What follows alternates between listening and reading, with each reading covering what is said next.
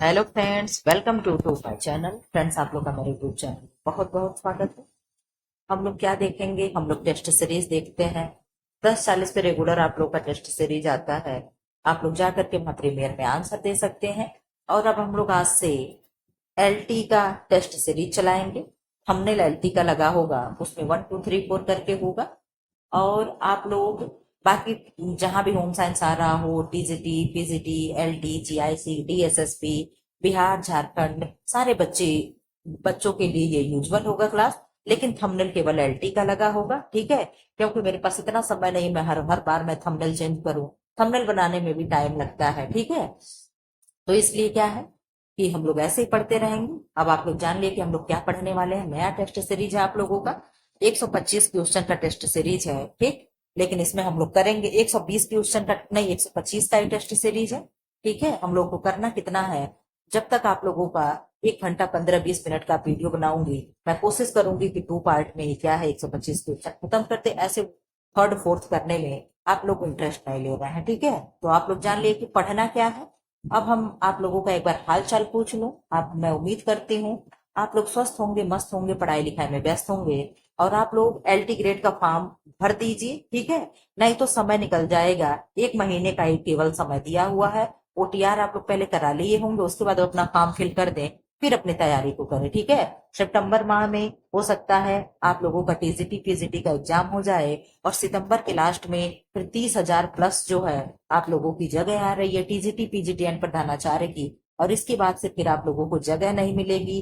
क्यों आप ऐसे क्यों कह रही हैं मैम? इसलिए कह रहे हैं जो 2026 तक जो 2026 मार्च में रिटायर होने वाले टीचर हैं, उनके लिए भी जो डीआईएस होते हैं, यानी जो जिला विद्यालय निरीक्षक, जो हम लोग के मेन अधिकारी होते हैं, उन्होंने सबसे क्या किया, हर विद्यालय से लिस्ट मांग ली है कि कहाँ से किस स्कूल से कितने लोग रिटायर हो रहे हैं। तो वो भी सीटें जोड़ करके उस 30,000 में आएगी। तो आप समझ सकते हैं कि इसके बाद क्या आप लोगों को जल्दी से वैकेंसी मिलेगी? नहीं देखने को मिलेगी। इसलिए आप लोग अपना जी जान लगा दें और तैयारी में जुट जाएं, ठीक है। अब जो लोग नए हैं वो लोग क्लास को सब्सक्राइब कर लें। सब्सक्राइब क्यों करना है? सब्सक्राइब करके बेल आइकन को प्रेस कर दें, ताकि आप लोग क्या करें, जैसे वीडियो अपलोड हो आप लोगों को मिल सके, ठीक है। फिलहाल हम लोग अपने क्लास को शुरू करते हैं। बहुत सारी बातें हो गई। 1 किलो चीनी का दाम 15 रुपए है, तो 4 किलो चीनी का दाम क्या होगा? आप कहोगे मैम आप मैथ भी इसमें पढ़ाएंगी। मैथ नहीं, 10th के आजकल एक चैप्टर में पूरा उन सबों का गृह गणित दे रखा है। तो इस हिसाब से ये जो पेपर सेट बनाया है, यानी प्रैक्टिस सेट जो बनाया है, तो वो एक आध क्वेश्चन डाल दिया है कि हो सकता है भूले भटके एग्जाम में पूछ ले, ठीक है। क्योंकि हम लोग को 9th 10th को ही पढ़ाना होता है। और जब आपको ये गृह गणित नहीं आएगी, तो आप कैसे बच्चों को पढ़ाएंगे? तो मे भी चांस है कि ऐसे क्वेश्चन भी एक आध आ जाए, ठीक है। तो 1 किलो चीनी का दाम 15 रुपए है, तो 4 किलो चीनी का दाम बताओ। तो आप कहोगे मैम 15 चौक को 60 होता है, यानी 60 रुपए किलो। ऐसे ही बस छोटा सा मैथ आप लोगों को पूछ लेगा, ठीक है। इधर आ जाइए। सुलभ शौचालय एक उत्तम एवं आदर्श शौचालय है। क्योंकि क्यों उत्तम एवं आदर्श शौचालय? क्यों उत्तम एवं आदर्श शौचालय है? इसमें मल कीड़ों द्वारा समाप्त किया जाता है। वह किसी प्रकार की दुर्गंध युक्त विषैली गैस नहीं बनती। नंबर बी, वातावरण में प्रदूषण का भय नहीं रहता। ऑप्शन सी, इसके दूषित पानी से नदी का पानी भी गंदा नहीं होता। ऑप्शन डी, उपर्युक्त सभी। आप अपना आंसर दे दे, क्या होगा? आप कहेंगे मैं एक सेकंड, मतलब मेरे यहाँ पर चल गया। इसका आंसर हो जाएगा उपर्युक्त सभी, यानी डी हो जाएगा, ठीक है। अब ये सुलभ शौचालय से कौन जुड़े हुए हैं, किनका नाम आता है, कोई कमेंट बॉक्स में बता सकता है? तो जो बिंदेश्वरी पाठक है, कौन? बिंदेश्वरी पाठक, इन्होंने सुलभ शौचालय का निर्माण किया है। इनका नाम आप लोग याद रखिएगा। विष खाने वाले व्यक्ति की पहली पहचान क्या है? ऑप्शन ए, पुतलियों का सिकुड़ना या फैल जाना। ऑप्शन बी, व्यक्ति को नींद आना। ऑप्शन सी, बुखार होना। ऑप्शन डी, व्यक्ति का चिल्लाना। अगर कोई व्यक्ति जहर खाया हो तो आप कैसे पहचानेंगे? पहला लक्षण क्या होगा? तो आप कहोगे मैम पहला लक्षण तो यही ही होता है कि उसकी पुतलियां जो होती है आंख की, वो फैलने और सिकुड़ने लग जाती हैं, ठीक है। और क्या होता है? जो व्यक्ति विष खाए होता है, उसकी श्लेष्मक झिल्ली ऊतक या त्वचा सीधे क्रिया करके अथवा परिसंचरण तंत्र में अवशोषित होकर के घातक रूप बन जाती हैं। ठीक है, इधर आ जाओ आप लोग क्वेश्चन नंबर 4। पर्ण चित्र का आयोजन का प्रतिनिधित्व होता है। ऑप्शन ए बिंदु द्वारा, ऑप्शन बी बिंदु युक्त रेखा द्वारा, ऑप्शन सी चक्र द्वारा, ऑप्शन डी स्पष्ट रेखा द्वारा। इसका आंसर क्या हो जाएगा? आप कहोगे मैम इसका आंसर हो जाएगा कि चक्र द्वारा होता है। ठीक है, क्वेश्चन नंबर 5। ग्राम पंचायत का मुखिया कौन होता है?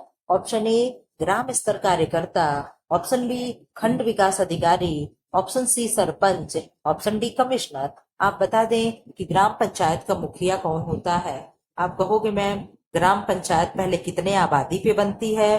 तो जहां पे 1000 की आबादी होती है वहां ग्राम पंचायत बनाई जाती है। यह एक संवैधानिक संस्था है। ठीक है, आप लोग इसको सुनते चलिए। यह पंचायती राज्य का त्रिसूत्री व्यवस्था की पहली संस्था है, यानी ग्राम पंचायत जो है सबसे पहली संस्था है। ठीक, आप इसका आंसर बता दें। इसका आंसर मैंने ए कर दिया, तो ए का मतलब कि मैंने ए को नहीं घेर दिया। ठीक है, मैंने ऐसे ही कर दिया। इसका आंसर होगा सरपंच। ठीक है, भारत सरकार द्वारा जवाहर जवाहर रोजगार योजना प्रारंभ की गई। इसे JRY योजना के नाम से शॉर्ट फॉर्म में जानते हैं। Option A 1989, option B 1972, option C 1975, option D 1979। आप आंसर देते क्या होगा? आप कहेंगे मैम उसका आंसर तो हो जाएगा, क्या हो जाएगा आप लोग बता दें। आप कहेंगे मैम क्वेश्चन नंबर 6 का हो जाएगा 1989। कितना? 1989। ठीक है, इस रोजगार में क्या है, 30% जो है 30% महिलाओं के लिए आरक्षित है, यानी 30% सीट पे केवल महिला ही महिला होंगी। अगर 100 सीट है तो 100 में से 30 सीट महिला की है, बाकी 70 सीट पे कोई भी पुरुष फॉर्म भर सकता है। मतलब एक उदाहरण के लिए बाकी 70 सीट पे कोई और जा सकता है, लेकिन 30 सीट क्या है, केवल और केवल वुमेन का है। ठीक है, किसी भी परितंत्र के कालांतर में जीवों की संख्या स्थिर हो जाती है। जीवों की संख्या स्थिर होने के कारण क्या है? ऑप्शन ए अपघटक है, ऑप्शन बी उत्पादक है, ऑप्शन सी उपभोक्ता है, ऑप्शन डी ये सभी है। आप बता दें क्या होगा? आप कहोगे मैम किसी भी परितंत्र के कालांतर में जीवों की संख्या जब स्थिर होती है तो वहां पे ये सारे चीज हो जाते हैं, यानी ये सभी हो जाता है। ये क्या आप लोगों को पढ़ना है? यहाँ पे हम लोग ये पारिस्थितिकी तंत्र पढ़ा दिया। यहाँ पे पारिस्थितिकी शब्द का सर्वप्रथम प्रयोग किसने किया था? तो एजी टांसले ने किया था। किसने किया था? एजी टांसले ने या टांसले ने किया था। किसका? पारिस्थितिकी तंत्र का सबसे पहले प्रयोग इन्होंने ही किया था। कितने प्रकार के होते? 2 प्रकार के, एक कृत्रिम पारिस्थितिकी तंत्र होता है और एक प्राकृतिक होता है। ठीक है, कृत्रिम कौन सा हो गया? जैसे खेत हो गया, बागवानी हो गई, ये सब क्या है? कृत्रिम है। जलाशय हो गए, परिबद्ध जलाशय हो गए जिसे तालाब कहते हैं, ये क्या हो गया? कृत्रिम हो गया। लेकिन झील है, समुद्र है, ये सब क्या है? ये सब प्राकृतिक है। क्वेश्चन नंबर 8 का आंसर करते। डैश डैश डैश का अर्थ है एक घर के आंतरिक भाग को ताजा करने के लिए दूषित वायु को बाहर निकालकर शुद्ध वायु परिसंचरित करना क्या कहलाता है? ऑप्शन ए ऑस्पेक्ट कहलाएगा, ऑप्शन बी वायु का आगमन कहलाएगा, ऑप्शन सी संभावना कहलाएगा, ऑप्शन डी म्यूरम कहलाएगा। इसका क्या आंसर हो जाएगा? आप बता दें। आप कहेंगे मैम वायु का आवागमन हो जाएगा। वायु का आवागमन का अर्थ है एक घर के आंतरिक भाग को ताजा करने के लिए दूषित वायु, यहाँ पे सीधे वायु को बाहर निकालना दे रहा है। ठीक है, तो इससे हम लोग शुद्ध परिसंचरित करना, तो यहाँ पे वायु का आवागमन हो जाएगा। जैसे दरवाजे और खिड़की से शुद्ध हवा इंटर करता है और जो रोशनदान बने होते हैं उससे गर्म हवा क्या होता है? गर्म हवा हल्का होकर के ऊपर की तरफ उड़ जाता है। यही क्या होता है? वायु का परिसंचरण होता है। ठीक है, क्वेश्चन नंबर 9 का आंसर करते।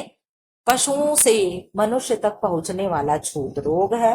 ऑप्शन ए हाइड्रोफोबिया है, ऑप्शन बी टाइफाइड है, ऑप्शन सी मियादी बुखार है, ऑप्शन डी क्यों कहा है। अब आप लोगों से मैं कहूंगी कि 10 मिनट का टेस्ट सीरीज करके एक प्लेलिस्ट बना हुआ है इसी चैनल पे। आप लोग वहां पे जाकर के सारे जितनी भी डिजीज हैं वहां पे आप लोग पढ़ सकते हैं। इतने अच्छे से आप लोगों को शायद ही कोई डिजीज पढ़ाए। पेड क्लास में तो पढ़ाएंगे, लेकिन फ्री क्लास में कोई भी नहीं आपको इस तरीके से पढ़ाया होगा। जाकर के आप अपना डिजीज कंफर्म कर सकते हैं क्या क्या चीजें होती हैं। अब आप बता दो। आप कहो कि मैम यहाँ पे टाइफाइड तो जल जनित रोग है, वाटर कॉजेज है, मियादी बुखार टाइफाइड को ही कहते हैं, ठीक है। अब एक बचा हाइड्रोफोबिया, तो ये हाइड्रोफोबिया ही है जो कुत्ते के द्वारा होता है, ठीक है। कैसे फैलता है?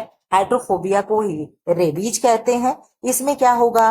कुत्ते से मनुष्य में संक्रमित होने वाला यह रोग होता है। कुत्ते के काटने पे या कुत्ते की बैक्टीरिया से ये क्या हो जाता है? हाइड्रोफोबिया नामक रोग हो जाता है। इसमें क्या होता है?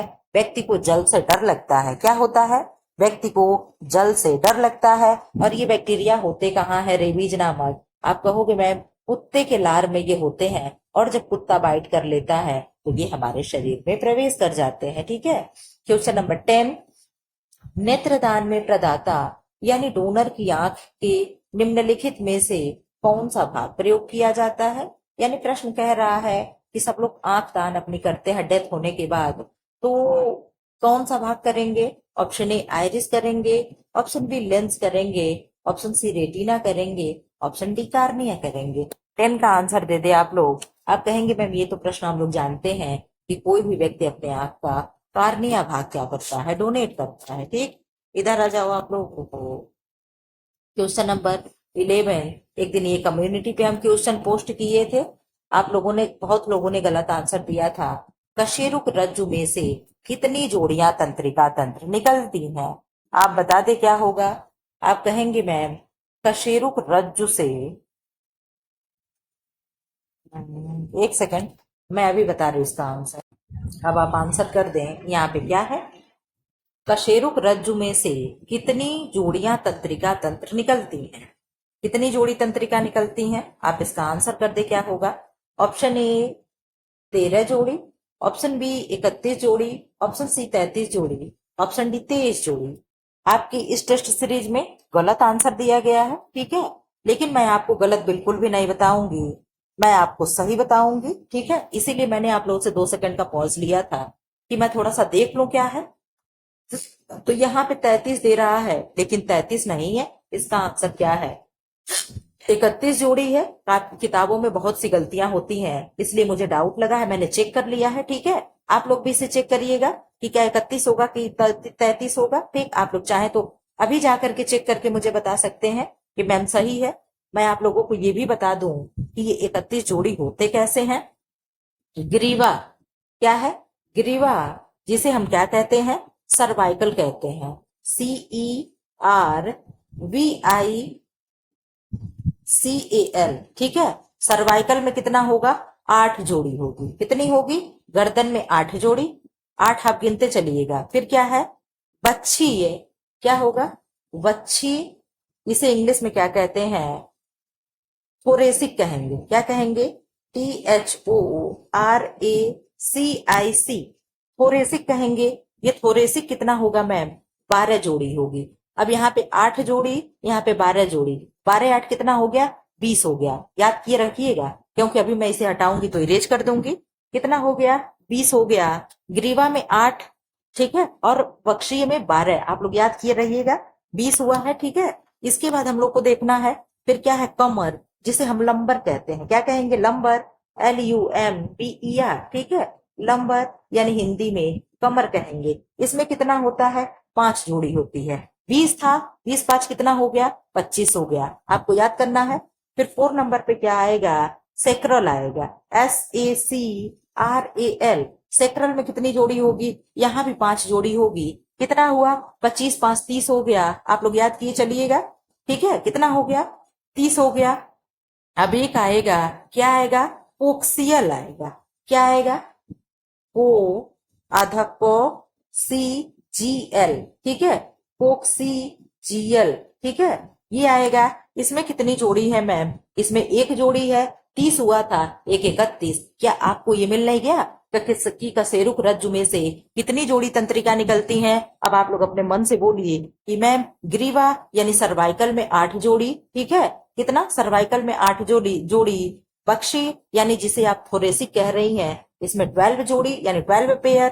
फिर कमर यानी लंबर आप बताई हैं, लंबर में 5 पेयर। और फिर क्रोशल आप बताई हैं, क्रोशल में भी 5 पेयर। अब एक आप बताई हैं पॉक्सीजियल, पॉक्सीजियल में 1 हो गया। अब टोटल आप काउंट कर लो कितना हो गया, 12 8 20 हो गया, 20 और 5 25 हो गया, 25 5 30 31। इस तरीके से आपका ये 31 आंसर हो जाएगा। ठीक है, अब आप लोग को बिल्कुल भी कहीं कंफ्यूजन रखने की जरूरत नहीं है। ठीक, आगे निकल चलो आप लोग। श्वेत रक्त कण से उत्पन्न, कैमरा चल रहा है कि नहीं, हाँ चल रहा है। श्वेत रक्त कण से उत्पन्न रोग निरोधक क्षमता निम्नलिखित में से किस कोटि के अंतर्गत आती है? ऑप्शन ए कृत्रिम रोग क्षमता, ऑप्शन बी अर्जित रोग क्षमता, ऑप्शन सी प्राकृतिक रोग क्षमता, ऑप्शन डी इनमें से कोई नहीं। आप अपना आंसर कर दें कि रोग निरोधक क्षमता जो उत्पन्न होता है श्वेत रक्त कण से, यानी डब्ल्यूबीसी की बात कर रहा है, तो ये क्या होगा? आप कहोगे मैम डब्ल्यूबीसी जो देगा वो तो हमें नेचुरल देगा यानी प्राकृतिक देगा। अब यहाँ पे हम लोग थोड़ा सा डब्ल्यूबीसी के बारे में पढ़ते हुए चलेंगे। ठीक है, डब्ल्यूबीसी को हम और क्या कहते हैं? श्वेत रक्त कणिका, कणिका जिसे हम डब्ल्यूबीसी कहते हैं, यानी व्हाइट ब्लड कार्पसेल्स। ठीक है, ये क्या होती हैं? ये केंद्रक युक्त होती हैं। आप लोगों को मैं हर वीडियो में बताती रहती हूँ, ये क्या होती हैं? केंद्रक युक्त होती हैं। ठीक, इनको और क्या कहते हैं मैम? इनको ल्यूकोसाइट्स कहते हैं। क्या कहते हैं? इनको ल्यूकोसाइट्स कहते हैं। अब मैं आप लोगों का पेन से मैं पढ़ाया करूंगी। ठीक है, मेरे पास टाइम नहीं मिलता इसलिए मैं स्क्रीन रिकॉर्डर लगा करके पढ़ाती रहती हूँ। क्या है? इनको ल्यूकोसाइट्स कहते हैं। आप लोग साइड में कहीं लिखते चलिएगा। डब्ल्यूबीसी को और किस नाम से जानते हैं? ल्यूकोसाइट्स भी कहते हैं। इनका जीवन काल कितना होता है मैम? इनका जीवन काल 10 से 13 दिन का होता है, या कहीं कहीं 8 से 10 दिन का भी देता है। ऑप्शन बेस पे आप लोग आंसर करिएगा। ठीक है, ये क्या करता है मैम? ये हमारे शरीर को इम्यूनिटी सिस्टम प्रदान करता है। जैसे सैनिक हमारे देश की बॉर्डर पे रक्षा करते हैं, इसी तरीके से हमारे शरीर का सैनिक पुलिस कौन होता है? पुलिसमैन किसे कहते हैं? तो डब्ल्यूबीसी को, इसको हमारे शरीर का पुलिस कहते हैं या सैनिक कहते हैं। ठीक है, अब हम लोग आगे बढ़ चलते हैं। इसकी संख्या हमारे शरीर में कितनी होती है? तो 8,000 से लेकर के 10,000 तक डब्ल्यूबीसी की संख्या होती है हमारे शरीर में। ठीक है, के का मतलब 1000 होता है, इतना तो आप लोग यूट्यूब पे पढ़ते हो तो जान ही गए होंगे। कौन सा हार्मोन हृदय की धड़कन एवं रक्त के बहाव की दर को बढ़ाता है? Option A adrenaline, option B cortisone, option C noradrenaline, option D इनमें से सब। आप अपना आंसर कर दे, क्या होगा आपका आंसर का? मुझे याद कि क्या इसका आंसर होगा, आप बता रहे होंगे। आपने क्या बता दिया? आपने कहा मैम इसका आंसर हो जाएगा इनमें से सभी। क्या हो जाएगा? इनमें से सभी। एड्रेनलिन है, कोर्टिसोन है एंड नॉर एड्रेनलिन है। ये तीनों जो है हार्मोन हृदय की धड़कन एवं रक्त की प्रवाह को बढ़ा देते हैं। इनके बारे में थोड़ा थोड़ा सा हम लोग जानते चले। आप कहोगे मैम ये जो है hormone adrenaline, epinephrine, noradrenaline, norepinephrine एवं कोर्टिसोन तथा अन्य स्रावित सहायक होकर निश्चित रूप से पहुंच जाते हैं। चलो खैर, इसमें कोई विस्तार से दिया ही नहीं है। ठीक, इसका आंसर हो जाएगा डी 14 का आंसर कर दे। स्थूल खाद्य बड़ी आंत की गति को उद्दीप्त करने में एक उपयोगी भूमिका निभाते हैं। क्या ये सही है? ऑप्शन ए सत्य है, ऑप्शन बी असत्य है, ऑप्शन सी विवादित है, ऑप्शन डी संबंधित नहीं है। आप 14 का आंसर कर दें। आप कहोगे मैम उद्दीप्त मतलब क्या होता है? तो उद्दीप्त का मतलब होता है स्टिमुलेटिंग। ठीक है, यानी क्या होता है? बड़ी आंत में जो होता है क्रमांकुंचन होता है। तो मैम ये चीजें सही हो जाएगी। ठीक है, क्वेश्चन नंबर 15 का आंसर कर दे। फेफड़े के वायु कोश किस उपकला यानी इपिथेलियम के बने होते हैं? कई जगह आप लोगों को प्रैक्टिस सेट में मिलता रहता है, आपको इसे याद करना पड़ेगा। ऑप्शन ए शल्की, ऑप्शन बी स्तंभाकार, ऑप्शन सी रोमक, ऑप्शन डी इनमें से कोई नहीं। तो आप कहोगे मैम फेफड़ा जो होता है हमारे श्वसन तंत्र का प्रमुख भाग होता है। मैम कैसा फेफड़ा होता है? आप लोगों को मैं हर प्रैक्टिस सेट में बनाते हुए चलती हूँ। ये आपका फेफड़ा हो गया, ये सारी क्या हो गई? एल्बुलाई हो गई। ये जो है सी आकार का छल्ला है, ये आपके फेफड़े में होता है। ठीक है, यही ट्रेकिया होता है, लैरिंक्स एंड फेरिक्स होता है, और यहीं पे क्या होता है? ब्लड का प्योरिफिकेशन होता है, यानी CO2 कार्बन डाइऑक्साइड क्या होता है, उसे ऑक्सीजन में कन्वर्ट किया जाता है। ठीक, तो आंसर क्या होगा मैम, ये शल्की होते हैं। कैसा होगा, रेड कलर का होगा, शल्की होगा, और क्या होगा, चपटा होगा। ठीक है, ये चीजें ऐसे होती हैं फेफड़े। ठीक, 16 नंबर क्या कह रहा प्रश्न है, प्रश्न नंबर 16, हड्डी में कौन सा लवण सबसे अधिक होता है? Option A magnesium chloride, option B sodium chloride, option C calcium carbonate, option D calcium phosphate. 16 का आंसर कर दें। आप कहोगे मैम हमारी हड्डी के प्रोटीन में जो बोन का प्रोटीन होता है उसको हम लोग पहले क्या कहते हैं, उसको हम लोग ओसीन कहते हैं। क्या कहते हैं, शायद CS हो, नहीं C होगा। ठीक, क्या कहते हैं, ओसीन प्रोटीन कहते हैं। क्या कहते हैं, ओसीन नामक प्रोटीन पाया जाता है। कितना प्रतिशत होता है मैम, 38% भाग होता है। किसका, ओसीन प्रोटीन का भाग 38% होता है। बचा जो 62% है, ये क्या होता है मैम, ये अकार्बनिक लवण होते हैं। मैम अकार्बनिक लवण क्या हो गया, तो अकार्बनिक लवण ही क्या है, कैल्शियम एंड मैग्नीशियम फास्फेट होते हैं। क्या होते हैं, कैल्शियम एंड मैग्नीशियम फास्फेट होते हैं। ठीक है, इनकी लवणों की उपस्थिति के कारण ही हमारे जो बोन्स होते हैं वो क्या होते हैं, बोन्स हमारे कठोर होते हैं और क्या होते हैं, ठोस होते हैं। ठीक है, किसके उपस्थिति के कारण, कार्बनिक पदार्थ के कारण। वो कार्बनिक पदार्थ है कौन सा, कैल्शियम फास्फेट है। क्या है, कैल्शियम फास्फेट है। ठीक है, मैग्नीशियम फास्फेट होता तो वो भी आंसर हो जाता है। कैल्शियम एंड मैग्नीशियम फास्फेट की वजह से हमारी हड्डी क्या होती है, कठोर होती है। क्वेश्चन नंबर 17, शरीर में लगभग मांसपेशियां होती हैं। एक दिन मैंने ये भी कम्युनिटी पे क्वेश्चन पोस्ट कराया था। ऑप्शन ए 100 से 200, ऑप्शन बी 50 से 100, ऑप्शन सी 200 से 300, ऑप्शन डी 500 to 600। आप बता दे क्या होगा 17 का आंसर। आप कहोगे मैम जो इसका आंसर होता है सीधे सीधे आप जान लो 600 प्लस होता है।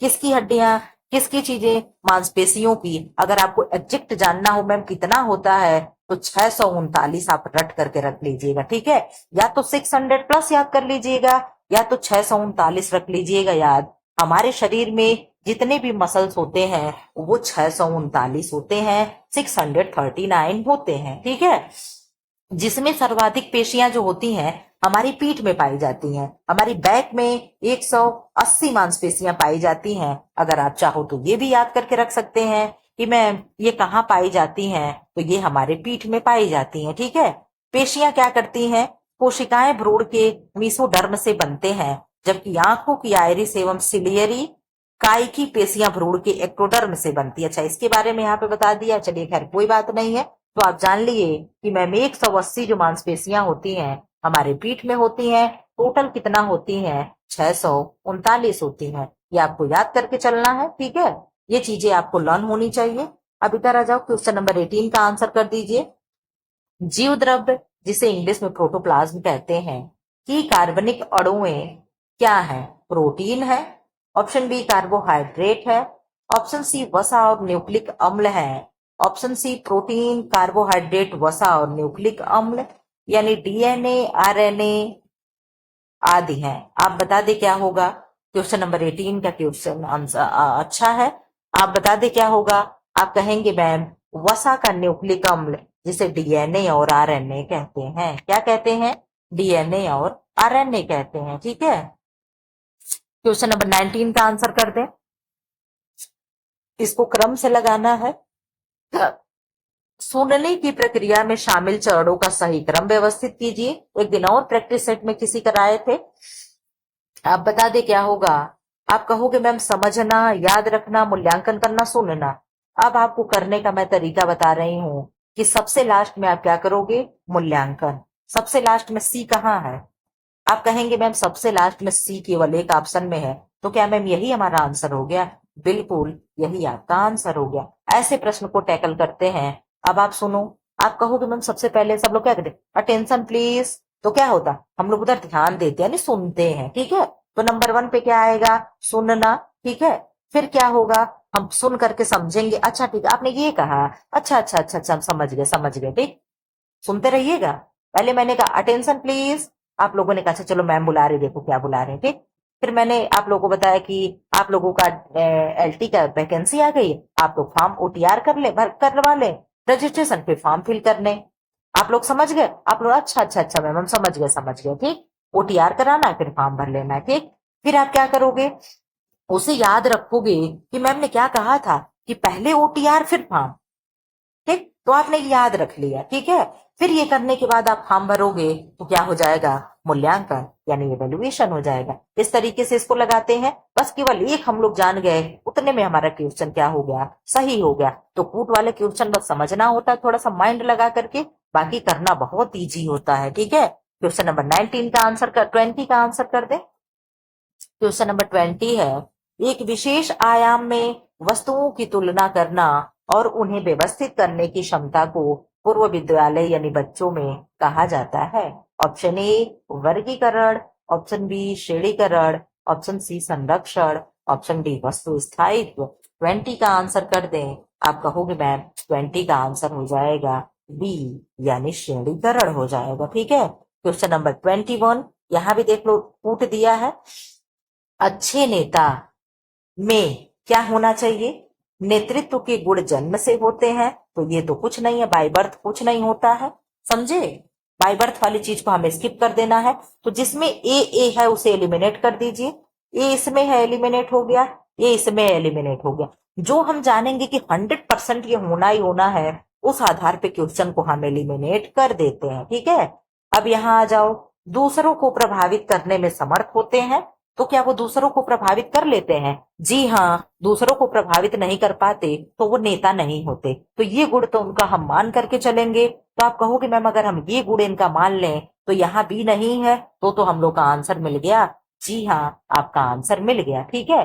अब क्या है, दायित्वों का प्रत्यायोजित करने में समर्थ होते हैं, स्वभाव से स्वेच्छाचारी होते हैं। ये जरूरी नहीं कि वे स्वभाव से स्वेच्छाचारी हों, इसलिए आपका आंसर सही हो जाएगा B. B and C both हो जाएगा, ठीक है। ऐसे क्वेश्चन को सॉल्व करते हैं। क्वेश्चन नंबर 22 का आंसर कर दें।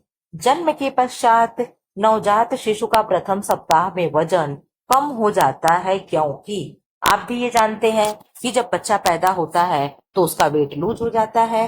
फिर वो क्या होता है, कितना प्रतिशत वजन उसका कम हो जाता है, तो आप कहोगे मैम उसके शरीर का 10% जो वजन होता है वो कम हो जाता है। कितना प्रतिशत? 10% वजन कम हो जाता है। जन्म के चौथे दिन से वजन उसका फिर पुनः बढ़ना प्रारंभ हो जाता है, यानी इंक्रीज होने लगता है। कितने दिन से? चौथे दिन से, ठीक है।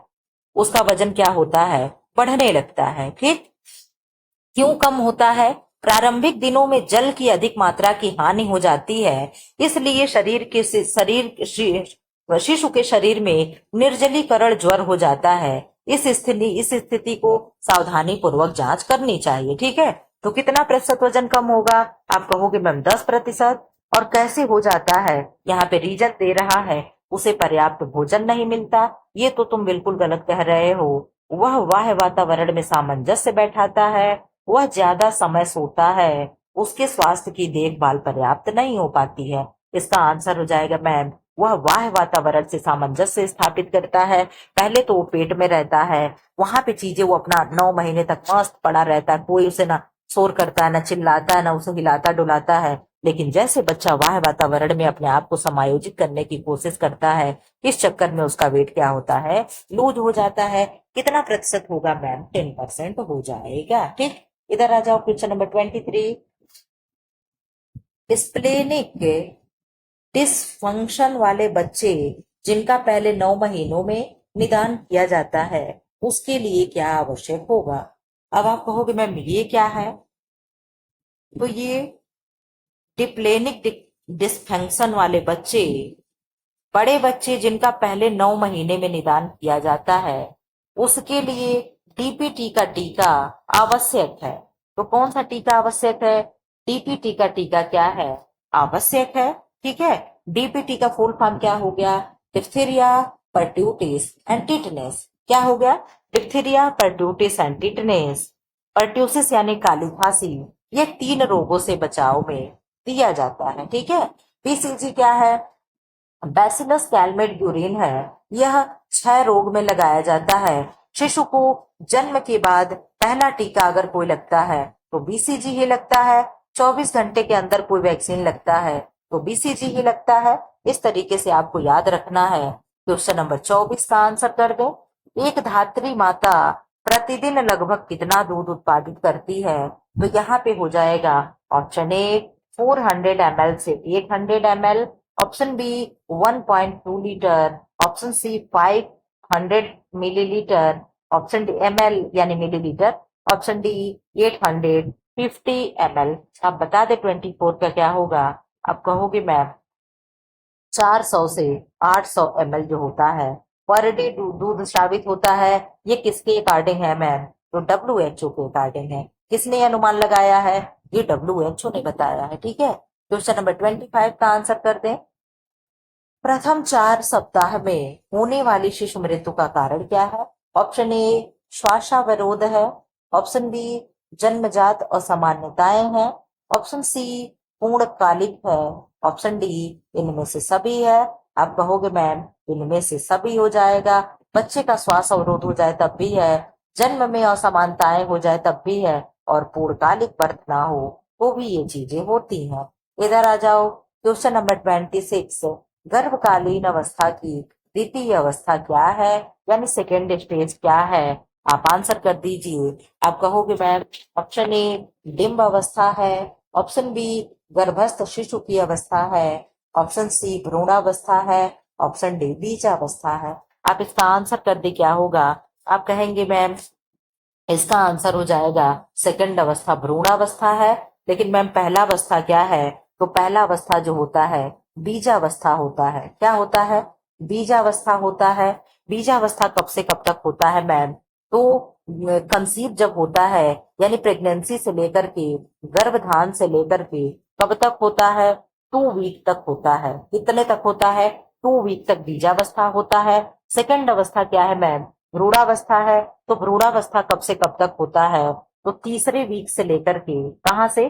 तीसरे वीक से लेकर के दूसरे माह तक होता है, यानी थर्ड वीक टू सेकंड माह। ठीक है, यानी मंथ। अब थर्ड स्टेज क्या होगा? आप कहोगे मैम गर्भस्थ शिशु की अवस्था होगी। थर्ड स्टेज क्या होगी? गर्भस्थ शिशु की अवस्था होगी। ये कब से कब तक होती है मैम? तो ये तीसरे मंथ से लेकर के जन्म तक, यानी क्या है बर्थ तक ये चीजें होती है। अब आपको ये चीजें भी रिवाइज हो गया कि मैम पहला अवस्था बीजावस्था है। कहां से कहां तक एक बार आप लोग सुन लीजिए। गर्भ धारण से लेकर के 2 सप्ताह तक है। दूसरा स्टेज भ्रूणावस्था है। तो भ्रूणावस्था मैम कहां से कहां तक है? तीसरे सप्ताह से लेकर के दूसरे मंथ तक भ्रूणावस्था होता है। थर्ड स्टेज होता है गर्भस्थ शिशु की अवस्था। ये तीसरे महीने से लेकर के जन्म तक होता है। ठीक, आपका ये रिवाइज हो गया। अब मैं जो भी पढ़ाऊंगी, अब मैं पहले की तरह सारी चीजें डिस्क्राइब करके पढ़ाती चलूंगी। ठीक है, क्वेश्चन नंबर 27 का आंसर करते। वह अंश जिसके द्वारा माता से भ्रूण को पोषण पहुंचता है उसे क्या कहेंगे? ऑप्शन ए गर्भनाल कहेंगे, ऑप्शन बी ओवम कहेंगे, ऑप्शन सी गर्भाशय कहेंगे, ऑप्शन डी फैलोपियन ट्यूब कहेंगे। आप लोग कहो तो मैं एक बार फिर से अपना ट्रिक यहाँ रिवाइज करा दूं आप लोगों को, जैसे मैं आप लोगों को याद कराती हूँ। आप कहोगे मैम एक बार बता ही दीजिए। तो माता से पूछा है, पहले माता आई है, तो जहां पहले पेरेंट्स आएगा वहां क्या आएगा? आप कहोगे मैम वहां प्लेसेंटा आएगा। क्या आएगा? वहां प्लेसेंटा आएगा। तो क्या हो जाएगा? गर्भनाल हो जाएगा। माता की जब बात आएगी तो प्लेसेंटा आएगा, और अगर जब शिशु की बात आएगी तो अम्बिलिकल कार्ड आएगा। तो इसका आंसर हो जाएगा गर्भनाल। क्या हो जाएगा? गर्भनाल हो जाएगा। ठीक है, गर्भनाल हो जाएगा। इधर आ जाओ आप लोग, क्वेश्चन नंबर 28। स्त्री के अंडाशय में कौन कौन से हार्मोन निर्मित होते हैं?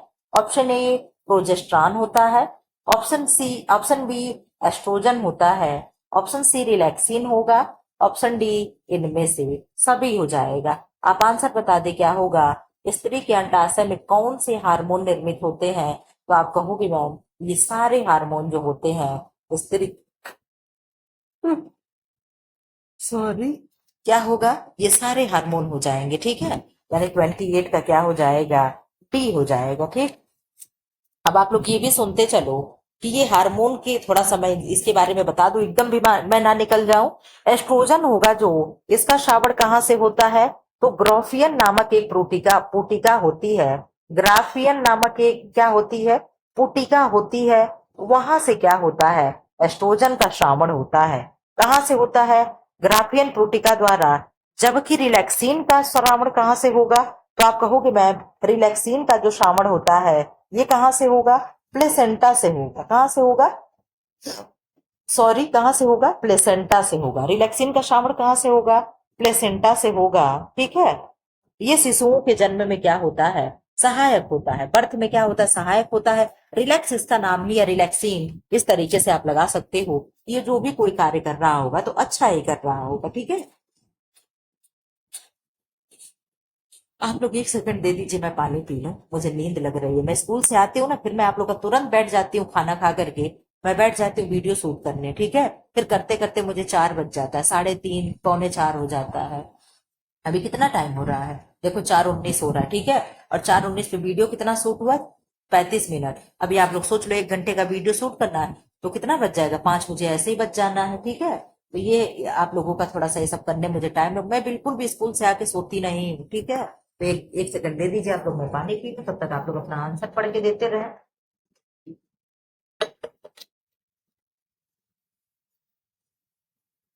बता दीजिए क्या होगा। क्वेश्चन नंबर 29, एरिक्सन के अनुसार मनोसामाजिक विकास का पहला चरण है। एरिक एरिक्सन के अनुसार पूछ रहा है, तो आप कहोगे मैम इनके तो बहुत से चरण हैं। ऑप्शन ए व्यक्तित्व है, ऑप्शन बी ईमानदारी है। हम लोग शाम को 5 बजे वाले क्लास में इस समय हम लोग चाइल्ड डेवलपमेंट कर रहे हैं। जब चाइल्ड डेवलपमेंट हम लोग पढ़ा रहे हैं, हम पढ़ रहे हैं पढ़ा रहे हैं, तो उसमें ये सब हम सबके सिद्धांत पढ़ाएंगे। ठीक है, एरिक एरिक्सन के क्या है, और जिन पियाजे के क्या है, जो जरूरी जरूरी है जो उस बुक में दिया है मैं सब कराऊंगी। आप लोग परेशान मत होइएगा। यहाँ आप लोग क्वेश्चन आंसर प्रैक्टिस सेट करिए, और शाम को 5 बजे जुड़ करके आप लोग क्या करें, वहां पे आकर के आप लोग अपना थ्योरी पढ़ा करें। ठीक है, वो क्लास छोटा होता है, ठीक, कभी प्रीमियर चलता है, कभी ऐसे ही अपलोड हो जाता है, तो वहां आकर के भी आप लोग पढ़ लिया करें। ठीक है, वो भी आप लोगों के लिए ही चलाया जाता है। तो आप कहोगे मैम यहाँ पे जो हो जाएगा, विश्वास वर्सेज अविश्वास हो जाएगा, यानी ट्रस्ट वर्सेज मिसट्रस्ट हो जाएगा। ये कब से कब तक शुरू होता है, तो जन्म के 2 वर्ष तक बच्चा अपनी आवश्यकताओं के लिए पूर्णतः अपने माता पिता पर निर्भर होता है। ठीक है, इसमें क्या होता है, बच्चा खिलाते पिलाते लाड प्यार से उनके साथ हंसते बोलते उनके भीतर के प्रति उनके भीतर क्या हो जाता है, विश्वास हो जाता है। ठीक है, तो ये कौन सा स्टेज होगा इनका, यही इनका पहला स्टेज है। ठीक है, क्वेश्चन नंबर 30 का आंसर कर दें।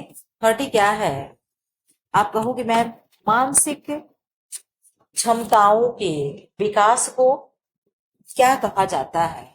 ऑप्शन ए मनोवैज्ञानिक विकास, ऑप्शन बी शारीरिक विकास, ऑप्शन सी संज्ञानात्मक विकास, ऑप्शन डी मोटर विकास। आप बता दें, आप कहेंगे मैम मानसिक क्षमताओं के विकास को हम क्या कहेंगे, संज्ञानात्मक विकास कहेंगे। क्या कहेंगे, संज्ञानात्मक विकास कहेंगे। संज्ञानात्मक विकास किसने दिया है, आप कहोगे मैम जिन पियाजे ने दिया। किसने दिया है, संज्ञानात्मक विकास को इंग्लिश में क्या कहते हैं, कॉग्निटिव डेवलपमेंट कहेंगे। क्या कहेंगे, कॉग्निटिव डेवलपमेंट कहेंगे।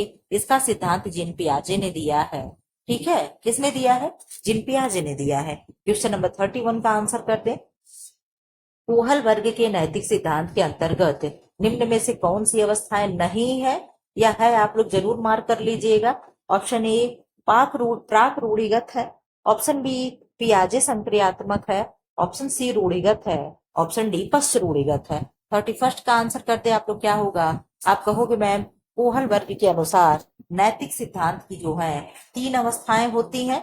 वो 3 अवस्थाएं कौन कौन सी हैं, पूर्व रूढ़िगत अवस्था, रूढ़िगत अवस्था, और क्या है, उत्तर रूढ़िगत अवस्था। ठीक है, ये किसने दिया है, कोहल वर्ग ने दिया है। तो इसका आंसर हो जाएगा 31 का बी, यानी पियाजे। 31 का संज्ञानात्मक विकास का प्रतिपादन कोहल वर्ग के नैतिक सिद्धांत के अंतर्गत निम्न में से कौन अवस्था नहीं आती है। हाँ, तो क्या हो जाएगा, ये पियाजे संक्रियात्मक नहीं होगा। ऐसा कुछ नहीं है, बाकी 3 आप लोग पढ़ ले। हमने कहा भगवान जी ये हम नहीं का नहीं, देखिए यही मैं कहती हूँ ना, हम खुद मार्क करके खुद नहीं को मैं भूल गई। मैं सोच रही हूँ कि कैसे हाँ कर रहा, कैसे पियाजे आएगा इसमें। ठीक है, यही होता है प्रश्न आंसर। जब आप OMR पे करने जाए, जब भी आप OMR पहले पेपर पे सॉल्व कर ले, उसे मार्क कर लें कि क्या सही होगा क्या गलत होगा, कि पहले का भी सही होगा कि ये सही होगा। फिर हम वो एमआर को उठाएं और फिर से पढ़ते हुए वो एमआर को भरते हुए चले जाना है, ठीक है। नहीं तो ऐसे क्वेश्चन गलत होने के बहुत ही चांस होते हैं। जब आप लोग का एग्जाम करीब आएगा तो मैं आप लोग को ये भी प्रैक्टिस करा दूंगी कि ओएमआर को कैसे भरते हैं, कैसे तुक्का लगाते हैं, कौन से क्वेश्चन को हम कैसे करते हैं, मैं ये भी बताऊंगी जब आपका एग्जाम करीब आएगा तब। अभी आपको मेहनत करनी है, तुक्का और उसके बल पे हमें नहीं रहना है, ठीक है। क्वेश्चन नंबर 32 का आंसर कर दें। धीमा विकास करने वाले बच्चों को इसके द्वारा पहचाना जाता है। कैसे हम पहचानेंगे कि बच्चे का ग्रोथ धीमे हो रहा है? ऑप्शन ए, गति कुशलता समन्वय में देरी। ऑप्शन बी, बोलने में देरी। ऑप्शन सी, सामाजिक व्यवहार में देरी। ऑप्शन डी, भावनात्मक व्यवहार में देरी। आप कैसे जानोगे कि आपके बच्चे का डेवलपमेंट जो है, ग्रोथ जो है, स्लोली स्लोली हो रहा है? तो आप कहोगे मैम जब वो गति होता है और कुशलता में समन्वय देरी से करेगा तो हम जानेंगे कि हमारे बच्चे का डेवलपमेंट जो है स्लोली स्लोली हो रहा है, ठीक है। यानी वो चलने फिरने वाली जो भी मंथ होता है उसमें नहीं होगा तो हम समझेंगे। क्वेश्चन नंबर 33 का आंसर कर दे। संदर्भ व्यक्ति की आयु वर्ष होती है।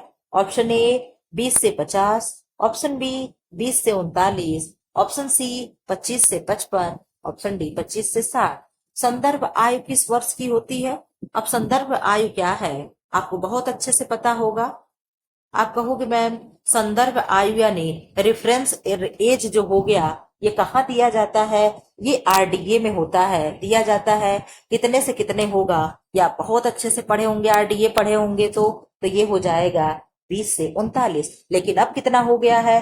अब नया जो आरडीए रिवाइज होकर के आया है तो 19 से 40 हो गया है। आप लोग जा करके देख लीजिएगा कि शायद 19 से 39 ही है क्या। एक इधर कम हुआ है, एक इधर कम होकर के शायद आप लोग एक बार चेक करके मुझे बताइए तो, ठीक है, कि आरडीए में 19 से 39 ही दिया है कि 19 से 40 कर दिया है। ये आप लोग एक बार मुझे रिवाइज करा दीजिएगा। एक बार मुझे अभी आप चाहें तो दिखा सकते हैं। आई थिंक पता नहीं क्यों मुझे लग रहा है कि 19 से 39 ही है, एक यहाँ से कम कर दिया है। संदर्भ आयु आरडीए में कितना दिया है? फिलहाल आपके इस बुक में 20 से 39 दे रहा है। इस आंसर के हिसाब से हम ये चलेंगे। लेकिन जो रिवाइज्ड आंसर की आया है उसमें क्या आया था? जो 2020 में आया था उसमें 19 तो मुझे पूरा पूरा याद है कि 19 है, लेकिन इधर का 39 है कि 40 है, ये मैं कंफ्यूजन में हूँ। आप मेरे कंफ्यूजन को दूर कर सकते हैं, ठीक है। क्वेश्चन नंबर 34 का आंसर कर दें। अपने देश का सुयोग्य नागरिक बनने तथा अपने सामाजिक एवं पारिवारिक दायित्वों को सफलतापूर्वक निभाने की आवश्यक गुण एवं क्षमताएं विकसित करने में महत्वपूर्ण भूमिका कौन निभाता है? ऑप्शन ए, घर निभाएगा, स्कूल निभाएगा, वन निभाएगा, कोई नहीं। तो आप कहोगे मैम सुयोग्य नागरिक जो होगा वो कौन बनाता है? वो तो दायित्व विद्यालय पे ही जाना चाहिए मैम। आप अपना आंसर क्या दे रहे हैं पहले हम आपका देख लें। आप कहोगे मैम सबसे पहले अपने घर का होता है।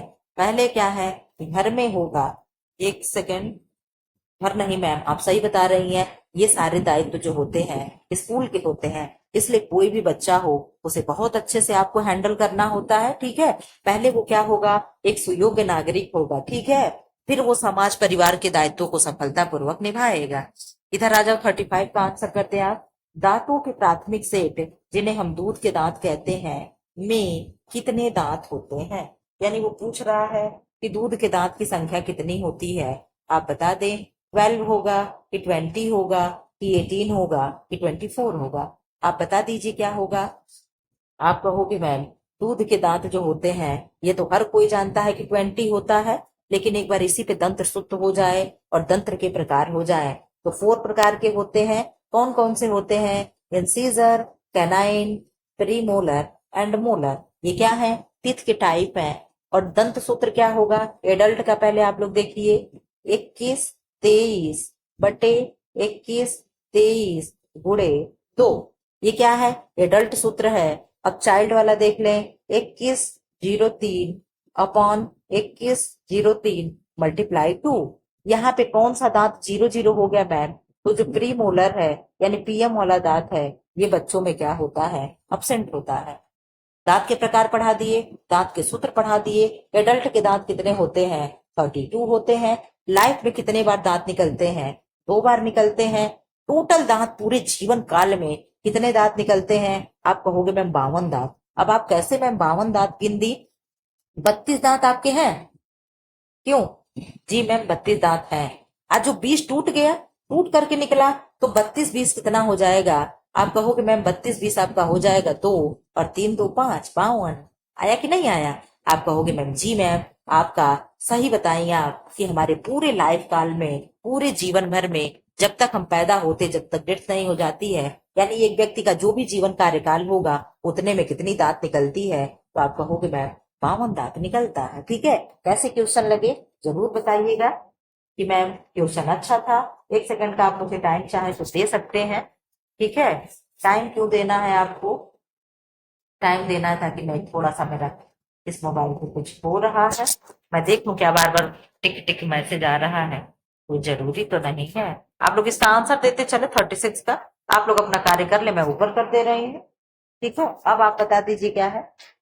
36 में क्या है? मनुष्य के शारीरिक आयामों को मापने के लिए काम में आने वाली तकनीक है। ऑप्शन ए एंथ्रोपोमेट्री यानी मानव मिति, ऑप्शन बी क्लिनिकल यानी नैदानिक विधि, ऑप्शन सी जैव रासायनिक यानी बायोकेमिकल विधि, ऑप्शन डी आहारी सर्वेक्षण। ये प्रश्न बहुत ही इंपॉर्टेंट है, इसका आंसर कर दे क्या होगा? आप कहेंगे मैम इसका आंसर हो जाएगा 36 का, क्या हो जाएगा?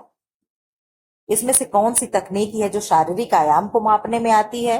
तो आप कहोगे मैम एंथ्रोपोमेट्री यानी मानव मिति जो होती है शारीरिक आयाम को नापने के काम आती है। क्वेश्चन नंबर 37 का आंसर कर दे। 125 का आधा कितना होगा? आप कहोगे मैम 100 का आधा हो जाएगा 50, और 24 दूना 25, 24 24, नहीं 12 12 24, तो 50 और 12 कितना हो गया? 50 10 60 यानी 62। 63 क्वेश्चन अगर मैं कराऊं तो आपका 50-50 होगा, और हम लोग 63 क्वेश्चन करेंगे भी। ठीक है, आप लोग धैर्य बनाए रखे रहिएगा, और आप लोग बताइएगा 63 क्वेश्चन में से आपका कितना सही भी होगा। ठीक है, अब आप बता दें 37 का क्या है। मूल्यांकन की प्राइम विधि में निम्न घटक आते हैं। ऑप्शन ए खाद्य मूल्य से में लाभ जोड़ा जाता है, ऑप्शन बी वास्तविक श्रम मूल्य जोड़ा जाता है, ऑप्शन सी श्रम साध्य उत्पाद जोड़ने की विधि है, ऑप्शन डी लाभ को प्रत्येक उत्पाद की दाम से जोड़ना। आप बता दें 37 का क्या हो जाएगा? आप कहेंगे मैम 37 का ए हो जाएगा, यानी खाद्य मूल्य में लाभ को जोड़ा जाता है। क्वेश्चन नंबर 38 का आंसर कर दें। एक सिखाने सीखने की स्थिति में सीखने के लिए विशेष पदों का निम्न क्रम है। आप लोगों को क्रम लगाने के लिए बहुत क्वेश्चन देता है। जैसे एक हो गया सिल्क में देता है, वो अंडा लार्वा प्यूपा कीड़ा में, एडपॉस में देता है क्रम लगाने के लिए।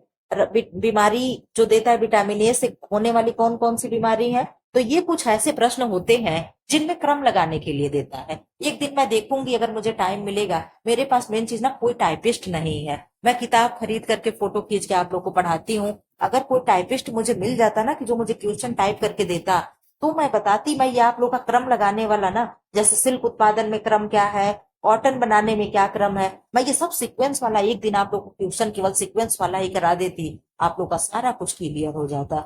लेकिन चलिए खैर, मैं कोशिश करूंगी कहीं से भी कुछ भी करके। फिलहाल आप यहाँ देख लें क्या होगा।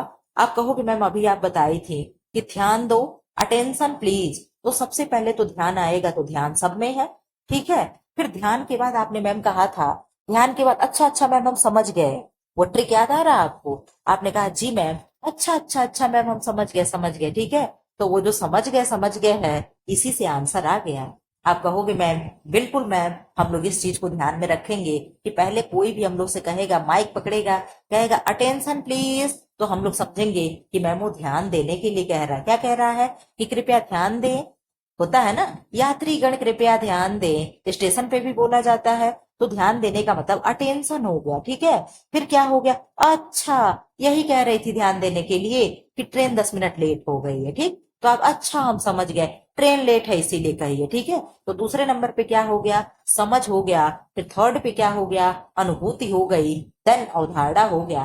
देन सीखना हो गया। अब इस तरीके से आपको जब सीक्वेंस वाला क्वेश्चन आए, तो पहले आपको मेरी बातें याद रखनी है। अटेंशन प्लीज, अच्छा मैम ध्यान देने के लिए कह रही, अच्छा अच्छा अच्छा मैम हम समझ गए। ओ वही आपका रोज घिसा पीटा है, रोज 10:40 पे आती हैं, प्रैक्टिस सेट कराती हैं, चली जाती हैं, हम समझ गए मैम समझ गए। ठीक है, अब आपको नहीं भूलेगा। ठीक है, अब इधर आ जाओ, आप 39 का आंसर कर दें।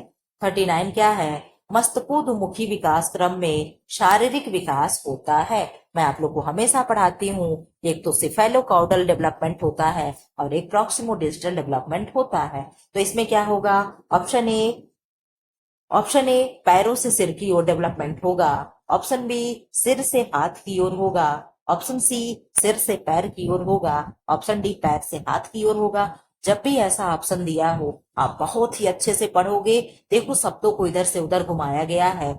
मस्तक का मतलब क्या होता है? आप कहोगे मैम मस्तक का मतलब सिर होता है। सब लोग कहते हैं ना, क्यों अपना माथा ठोक रही हो, जा करके कुछ कर लो, ठीक है, क्यों माथे पे हाथ दे करके बैठी हो। तो यही क्या हो गया? मस्तक हो गया, यानी सिर हो गया, ठीक है। तो किधर होगा? मस्तकाधुमुखी विकास, तो यानी सिर से लेकर के टो तक विकास होगा, यानी पैरों तक विकास होगा, ठीक है। इधर से विकास होगा, इधर से लेकर के इधर होगा, ठीक। तो आप क्या कहोगे मैम? सिर से लेकर के पैर की ओर विकास होता है। ये सारे क्वेश्चन तो आपसे गलत होना ही नहीं चाहिए। मैं इतना बार आपको रटा चुकी हूँ, एक से एक ट्रिक बता करके बकवास बकवास आप लोग को रटा चुकी हूँ कि आपको ये भूलना नहीं चाहिए, ठीक है। और इसमें जो होता है प्रॉक्सिमो डेवलपमेंट होता है, उसमें क्या होता है मैम? उसमें केंद्र से परिधि की ओर होता है। कहाँ से होता है?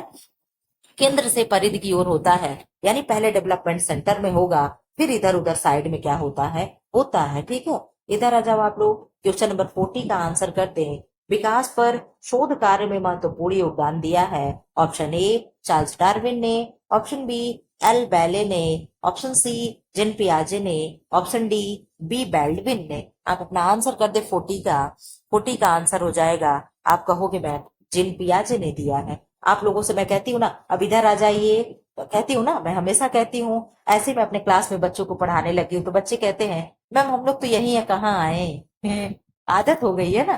तो जैसे आप लोग को पढ़ाते तो ऐसे उन कहते, मैम सब क्या कहते बच्चे, पहले मैम ऐसे नहीं बोलती थी, अब पता नहीं क्यों मैम कहती इधर आ जाओ। मैम किधर आए, हम लोग अपने सीट पे ही तो बैठेंगे। तो वो सब मुझे ऐसे चिढ़ाते रहते, ठीक, इधर आ जाओ, जैसे पेज चेंज होता है ना, अब इधर आ जाओ आप लोग, तो वो सब बच्चे कहते मैम किधर आए प्रसार शिक्षा अनौपचारिक शिक्षा है, यह किसने कहा है?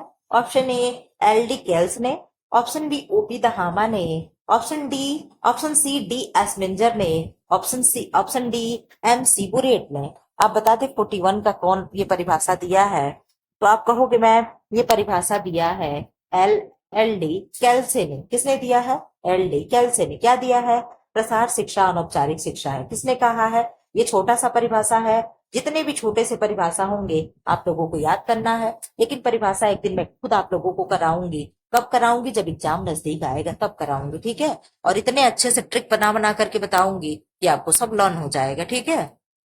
बस आप लोग भरोसा बनाए रखिएगा मेरे पे। लेकिन ये नहीं कि आप केवल मेरे 10-40 के क्लास से नौकरी पा जाएंगे, आपको सेल्फ स्टडी भी करना पड़ेगा। आप अपना खुद सेल्फ स्टडी करें, सब चीज का नोट्स बनाएं, जो चीजें मिले उसे घर पे बैठ करके पढ़ते रहें, लिखते रहें। जितनी हमारी ज्ञानेंद्रियां सक्रिय होती हैं उतनी चीजें हमें अच्छे से लर्न होती हैं। हम देख रहे हैं, सुन रहे हैं, लिख रहे हैं। पहले आप क्या करो, कान में ब्लूटूथ लगा लो, मोबाइल रख दो सामने, मोबाइल चल रहा, ब्लूटूथ लगा हुआ है, उसके बाद पढ़ते जा रहे हैं, कॉपी पेन ले लो, फटाफट लिखते रहो। जितना हाथ इधर चलता है उतने चीजें माइंड में हमारे छपती है। ना हो तो कभी भी आजमा करके देख लीजिएगा, ठीक है। क्वेश्चन नंबर 42 का आंसर करें। आपकी कॉलोनी में कोचिंग कक्षाओं के आरंभ होने की घोषणा करने वाला पर्चा किसका उदाहरण होगा? यानी कोचिंग सेंटर खुला है और हमारे कॉलोनी में आकर के प्रचार कर रहा है और वो पर्चा भर भर दे करके जा रहा है, तो क्या होगा? ऑप्शन ए मौखिक माध्यम होगा। क्या वो मुख से बोल रहा है? नहीं मैम। क्या वो स्थानीय माध्यम होगा? वो सम्मिश्रण माध्यम होगा, वो अप्रत्यक्ष माध्यम होगा। तो एक को तो मैंने काट दिया, अब बता दो 3 बचे, 3 में क्या हो जाएगा? आप कहोगे मैम वो स्थानीय माध्यम है, यानी स्थान की चीजें हैं। हमारे कॉलोनी में कोचिंग सेंटर खुला है तो बहुत होगा 5-7 किलोमीटर के एरिया तक वो प्रचार करेगा, उससे बाहर वो नहीं जाएगा। तो आंसर क्या हो जाएगा? बी हो जाएगा, ठीक। यूनिसेफ आपको संस्थाएं पढ़नी है। WHO क्या है, यूनिसेफ क्या है, केयर क्या है, नेप्सिड क्या है, ये सारी संस्थाएं हमें पढ़नी है। इनका वर्क क्या है, ये कब इनका डेवलपमेंट, इनका कब स्थापना हुआ, फॉर्मेशन कब हुआ, ये सारी चीजें हम लोग को पढ़ना ही पढ़ना है। तो यूनिसेफ की स्थापना कब हुई? Option A 1944, option B 1945, option C 1946, option D 1949। तो आप कहोगे मैम 1946 डेट भी कोई बता दे, आप लोग नहीं बताओगे। 11 दिसंबर 1946 को स्थापना हुआ था, ठीक है। 44 का आंसर कर दे। आरंभिक बाल्यकाल, फटाफट आप लोग क्वेश्चन कर लें, ठीक है। आरंभिक बाल्यकाल देखभाल और विकास के लिए विश्व के सबसे बड़े और सर्वाधिक अद्भुत सीमा से परे कार्यक्रमों में से एक है। किसकी? बाल्यकाल एवं देखभाल विकास की बात कर रहा हूँ, भी पूरा विश्व भर में। ऑप्शन ए एनआईएन है। क्या एनआईएन है? बिल्कुल नहीं मैम। आईसीएमआर है? बिल्कुल नहीं मैम। आईसीएमआर का फुल फॉर्म क्या होगा? इंडियन काउंसिल मेडिकल रिसर्च होगा। एनआईएन का क्या है? नेशनल इंस्टीट्यूट ऑफ न्यूट्रिशन होगा, ठीक है। आईसीडीएस होगा, इंटीग्रेटेड चाइल्ड डेवलपमेंट स्कीम होगा। WHO यानी वर्ल्ड हेल्थ ऑर्गेनाइजेशन होगा। अब आप बता दो, कह रहा विश्व भर में, तो विश्व भर वाली एक ही संस्था दिख रही है। आप कहोगे मैम विश्व भर में केवल एक संस्था दिख रही है, विश्व भर के लिए कह रहा है, तो यहाँ चीजें बदल जाएंगी। लेकिन अगर ऐसे है तो आईसीडीएस होगा। हम विश्व भर के सबसे बड़े सर्वाधिक अद्भुत सीमा से परे कार्यक्रमों में से एक है, तो क्या हो जाएगा? आप कहोगे मैम आईसीडीएस है। कोई बताएगा आईसीडीएस की स्थापना कब हुई थी? 2 अक्टूबर मैं बता दे रही हूँ। आप लोग डेट सन बता दो, तो आप लोग कहोगे मैम 1975 में इसकी स्थापना हुई थी, ठीक है। 45 का आंसर कर दे। अनौपचारिक शिक्षा उसके लिए है। ऑप्शन ए, जो औपचारिक शैक्षिक कार्यक्रमों में प्रवेश नहीं पा सकते, जो अशिक्षित है पर सीखने को प्रोत्साहित नहीं है, जो वास्तव में गरीब हैं, जो पत्र व्यवहार कर सकते हैं पर कक्षा नहीं जा सकते। आप बता दो ये किसके लिए है? आपको तो मैम इसके ऑप्शन तो भी लग रहा है कि ये हो जाएगा, ये हो जाएगा, लेकिन क्या होगा इसमें? तो ये नहीं चुन पा रहे हैं, लेकिन आपको चुनना पड़ेगा। आप बता दो क्या होगा? आप कहेंगे मैम 45 का सबसे अच्छा अगर कोई दिया है तो ए दिया है, यानी जो औपचारिक शैक्षिक कार्यक्रमों में प्रवेश नहीं पा सके उनके लिए अनौपचारिक शिक्षा है। 46 का आंसर करते। ग्रामीण जनता के साथ मैत्री भाव स्थापित करने तथा उनकी समस्याओं को हल करने में सहायता करने के उद्देश्य से श्री निकेतन योजना का प्रारंभ किसने किया? तो आप कहोगे मैम श्री निकेतन योजना का प्रारंभ किसने किया, कब किया, हम लोग सब पढ़ेंगे, बता दो। तो हैच द्वारा किया, यानी स्पेंसर हैच, अल्बर्ट मेयर द्वारा, रविन्द्रनाथ टैगोर द्वारा, महात्मा गांधी द्वारा। तो आप कहोगे मैम यहाँ पे अल्बर्ट मेयर इटावा परियोजना शुरू किए थे, ठीक। स्पेंसर हैच क्या किए थे? मारथंडम योजना की खोज की स्थापना किए थे। रविन्द्रनाथ टैगोर श्री निकेतन की स्थापना किए, और कब किए थे मैम? 1920 में। आपको ऐसे पढ़ते चलना है, जो भी आएगा उनका सन किसने स्थापित किया सब हम लोग पढ़ते चलेंगे। 47 का आंसर कर दें। बच्चों को चॉकलेट बेचने के लिए उनका ध्यान आकर्षित करने में निम्नलिखित में से कौन सा माध्यम उपयुक्त होगा? ऑप्शन ए रेडियो होगा, ऑप्शन बी समाचार पत्र होगा, ऑप्शन सी टेलीविजन होगा, ऑप्शन डी पर्चा होगा। तो आप कहोगे मैम अभी वो बच्चे हैं, उनको हम कोई चीजें दिखा करके पढ़ाएं तो उन्हें बहुत अच्छे से याद होगा। जी बिल्कुल आप सही कही हैं। इसीलिए आप लोग देखते हो बच्चों का बुक आप लोग देखते होंगे 6 से लेकर के 9-10 तक, उनके बुक में जो एक चीज समझाया रहेगा उसका जरूर चित्र बना देगा, ताकि इससे बच्चा क्या है चित्र को देख करके और अच्छे से समझ ले, ठीक है। ये चीजें आपको मालूम होगा, तो ये टेलीविजन जो है बच्चे को सिखाने में मदद करेगा, ठीक है। Question number 48, dash dash dash नेता इस प्रकार परिचालन करता है जैसे वह लोगों पर भरोसा नहीं कर पा रहा है। लोकतांत्रिक, लेस फेयर, तानाशाही एंड सामान्य। आप बता दो क्या होगा? तो आप कहोगे मैम तानाशाही शब्द ही गड़बड़ है, ये तानाशाही वाली चीजें गलत हो जाएंगी। क्वेश्चन नंबर 49 का आंसर कर दें। क्या है? मूक संचार का उदाहरण है। ऑप्शन ए टेलीविजन है, ऑप्शन बी पत्र है, ऑप्शन सी टेलीफोन है, ऑप्शन डी रेडियो है। इन तीनों में से आप कहोगे मैम टीवी भी बोलता है, टेलीफोन भी बोलेगा, रेडियो भी बोलेगा, लेकिन पत्र नहीं बोलता है। पत्र को हम मनुष्य द्वारा बुलवाते हैं, यानी कि हम लोग पढ़ करके बोलते हैं कि क्या इसमें लिखा है। तो मूक संचार यही हो जाएगा, लेटर हो जाएगा, ठीक है। क्या हो जाएगा? लेटर हो जाएगा। 49। अब इधर आ जाओ 50।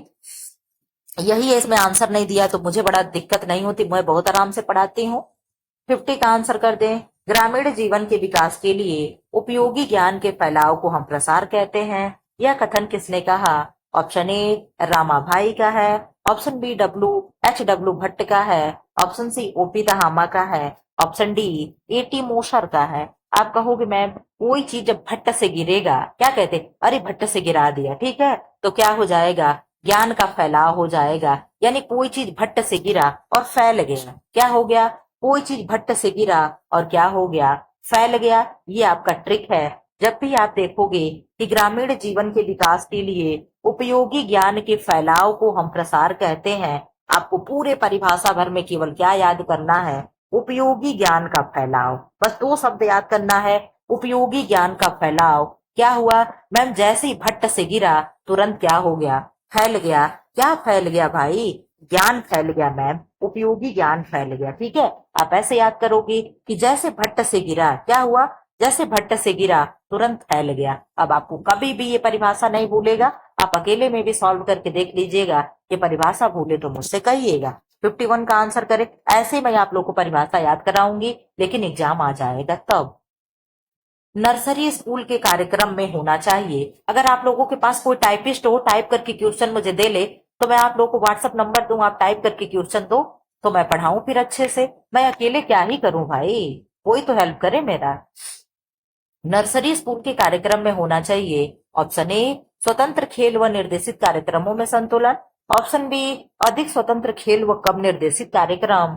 ऑप्शन सी, अधिक निर्देशित कार्यकलाप व कम स्वतंत्र खेल। ऑप्शन डी, स्वतंत्र खेल नहीं होने चाहिए। इस तरीके का क्वेश्चन आजकल 5 PM वाले क्लास पे हम रेगुलर अपलोड कर रहे हैं। आप जाकर के वहां पे देख सकते हैं कि स्वतंत्र खेल क्या है, सह खेल क्या है और अलगाव खेल क्या है। मैं ये सब करा चुकी हूँ, बहुत अच्छे से करा रही हूँ। 5 PM पे इस समय चाइल्ड डेवलपमेंट चल रहा है, जिनको देखना है जाकर के देख सकते हैं। 51 का आंसर कर दे, क्या होगा? 51 का आंसर करे, आप जल्दी करे, लेट हो रहा है। ठीक है, 51 का आंसर हो जाएगा ए, यानी स्वतंत्र खेल व निर्देशित कार्यक्रमों में संतुलन। क्वेश्चन नंबर 52 का आंसर कर दे, क्या है?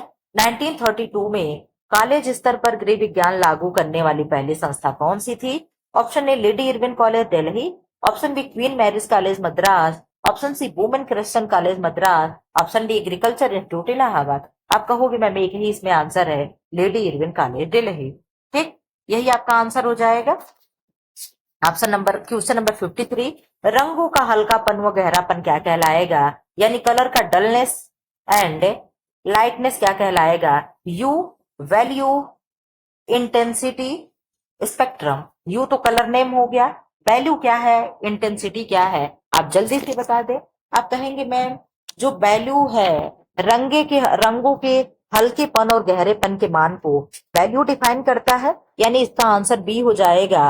और कलर का नेम यू हो गया, आप ये भी जान रही हैं।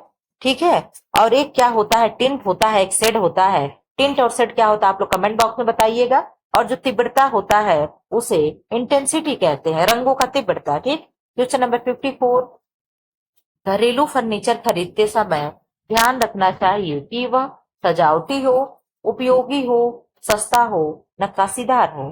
54 का आंसर करते हैं, क्या होगा? 54 का क्या आंसर हो जाएगा?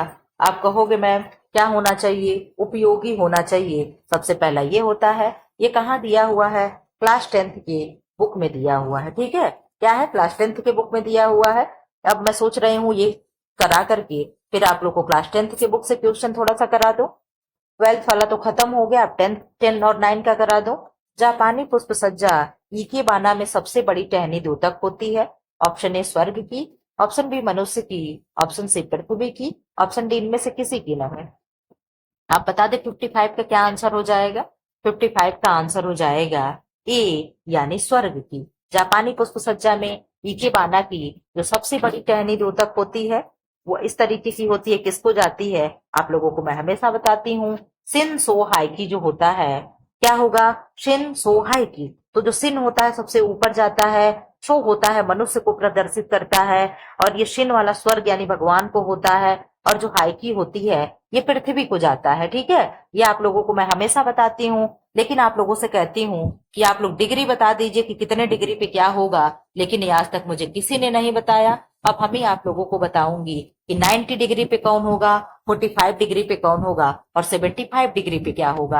आपको ये चीजें मैं हमेशा पूछ रहा हूँ लेकिन कोई नहीं बता रहा है। खैर कोई बात नहीं है, मैं आप लोगों को डिग्री करा दूंगी। यहाँ पे आपका आंसर हो गया, आप कहोगे मैम स्वर्ग हो गया। ये इकेबाना कहाँ की पुष्प सज्जा है? तो जापानीज पुष्प सज्जा है, जापान की पुष्प सज्जा है।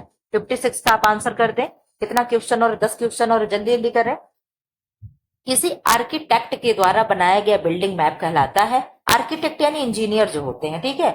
ऑप्शन ए संरचनात्मक डिजाइन, ऑप्शन बी सूक्ष्म डिजाइन, ऑप्शन सी संरचनात्मक डिजाइन, ऑप्शन डी ज्यामिति डिजाइन। तो ज्यामिति डिजाइन क्या होगा? ऐसे होगा, वो हर समय कहीं भी सर्कल नहीं होता है, वो हर समय कहीं भी आप कोई भी डिजाइन देखेंगे, अगर इस तरीके का उसे फ्लावर भी बनाना है तो भी वो इस तरीके से क्या करेगा, ऐसे ऐसे करके ही बनेगा। ये क्या होता है? ये ज्यामिति डिजाइन होगा, ठीक है। इसमें कहीं भी आपको जब भी दिखेगा तो इस तरीके का दिखेगा, कभी भी आपको गोल गोल संरचना नहीं दिखेगी। तो 56 का आंसर आपका डी ही हो जाएगा कि मैम क्या इस तरीके से कहीं घर बनता है? कहीं नहीं बनता है, ठीक है। तो 56 का क्या हो जाएगा? डी हो जाएगा। 57 का आंसर आप कर दें। एक अभिकल्प डिजाइन या परिधान के अंदर की सभी संधियों के बीच के संबंध को कहा जाता है। ऑप्शन ए लय कहेंगे, ऑप्शन बी समरसता कहेंगे, ऑप्शन सी अवधारणा कहेंगे, ऑप्शन डी अनुपात कहेंगे। 57 का आंसर आप बता दें। आप कहेंगे मैम डी यानी अनुपात कहेंगे, ठीक है। 58 का आंसर कर दें। 3 दीवार वाले रसोई घर को क्या कहते हैं? इस तरीके का जो रसोई घर हो गया, इसमें 3 दीवार हो गए, इसको हम क्या कहेंगे? एल आकार का रसोई घर कहेंगे। एल आकार का रसोई घर कैसा होगा? ऐसा होगा, ठीक है, ऐसा होगा इस तरीके से। डी आकार का रसोई घर, क्या आपने कभी डी आकार के रसोई घर देखे हैं? 3 दीवार वाला रसोई घर एंड यू आकार का रसोई घर। तो आप कहोगे मैम 3 दीवार वाला भी हम लोग कभी रसोई घर नहीं पढ़े हैं, ये आप जो बनाई हैं यू आकार का रसोई घर है, ठीक है। यहाँ पे सिंक हो गया, यहाँ पे गैस चूल्हा रखा हुआ है, ये क्या हो गया मैम? सिंक हो, अरे 3 यू आकार का हो गया रसोई घर। 3 दीवार वाला कभी भी आप सही करके नहीं आएंगे, ठीक है। इस तरीके से भी रसोई घर बनता है, यानी ये आपका एक रूम मान लीजिए, ठीक है। तो इस तरीके से भी रसोई घर बनेगा, यानी 2 दीवार वाला रसोई बनेगा। इधर सेल्फ ढला हुआ, इधर ढला हुआ है, बीच में आप आ जा करके काम कर सकते हैं, लेकिन कभी भी 3 दीवार वाला रसोई घर नहीं होता है। एल आकार के रसोई घर लगभग हर घर में होते हैं। मेरे घर में भी एल आकार का रसोई घर है, इस तरीके का मेरे घर में भी बना हुआ है, ठीक है। चलिए क्वेश्चन नंबर 59 का आंसर कर दीजिए। निम्नलिखित में से कौन सा घरेलू उपकरण समय और ऊर्जा की बचत करने वाला एक उपकरण है? ऑप्शन ए टेलीफोन है, ऑप्शन बी प्रेशर कुकर है, ऑप्शन सी डीवीडी प्लेयर है, ऑप्शन डी टेलीविजन है। आप कहोगे मैम घरेलू उपकरण, वो भी समय हमारा बचा रहा है और हमारे श्रम को बचा रहा है, तो एक ही सिंगल बचता है प्रेशर कुकर, और इसके जगह पे एक और ऑप्शन हो सकता है, बेस्ट ऑफ बेस्ट ऑप्शन होगा। तो आप कहोगे मैम क्या होगा?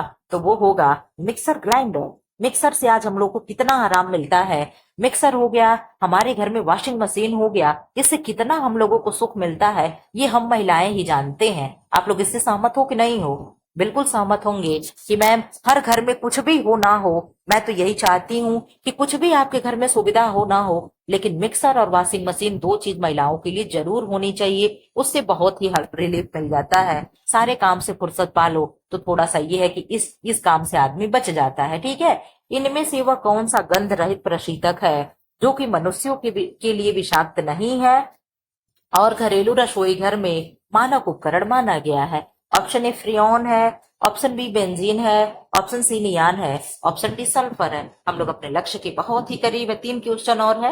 आप लोग बता दे 60 क्या हो जाएगा? आप कहेंगे मैम फ्रियोन जो है ये कहाँ से निकलता है, कोई ये बताएगा? आप कहोगे मैम ये प्रशीतक गैस है, ये क्या है? विषाक्त नहीं है, लेकिन क्या है, यही हमारे फ्रिज में चलता है, ठीक है। इधर आ जाओ। ओहो क्वेश्चन, अच्छा इधर इधर, ठीक ठीक ठीक, कोई बात नहीं है, फोटो खींचने में गड़बड़ हो गया है। आप लोग ये हमेशा जानते हो, मेरे साथ होता रहता। 61 यहाँ आ जाइए।